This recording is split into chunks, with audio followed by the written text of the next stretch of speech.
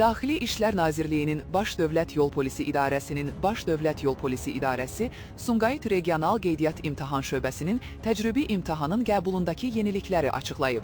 El arasında Yezda imtahanı deyilir.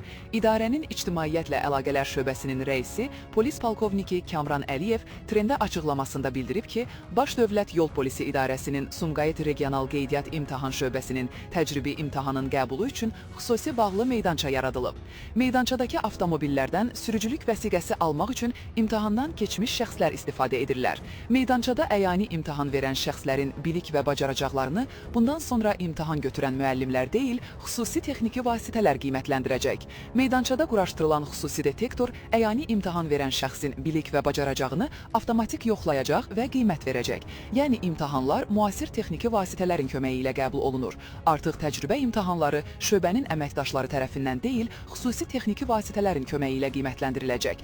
Bu prosesi və detektorun qiymətini imtahan verən sürücülüyə namizəd özü də xüsusi quraşdırılmış monitor vasitəsilə görəcək.